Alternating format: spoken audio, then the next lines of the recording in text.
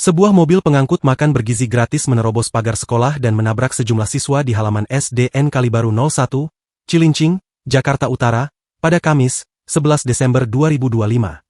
Peristiwa tersebut mengakibatkan puluhan orang luka-luka yang terdiri dari 20 siswa dan 1 guru. Kepala Badan Gizi Nasional Dadan Hindayana mengatakan, Presiden Prabowo Subianto menegaskan agar seluruh proses penanganan kasus ini berjalan baik dan mengutamakan pemulihan korban.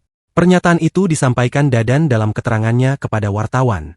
Pak Presiden sudah memerintahkan agar penanganannya yang terbaik, ujar Dadan, Kamis. Ia menyebut, Prabowo intens memerhatikan kasus ini.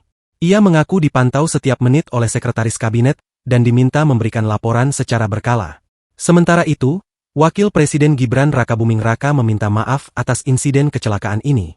Ia sekaligus meminta pengusutan tuntas agar kejadian serupa tidak terulang. Atas nama pemerintah, saya mohon maaf yang sebesar-besarnya dan menyayangkan kejadian ini. Kejadian ini tidak boleh terulang, ujar Gibran, Kamis. Ia menekankan pentingnya penanganan medis maksimal bagi para korban, termasuk pendampingan psikologis.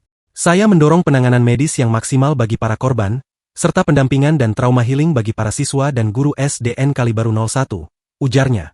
Selain itu, Gibran meminta aparat terkait segera melakukan pengusutan tuntas dan evaluasi menyeluruh.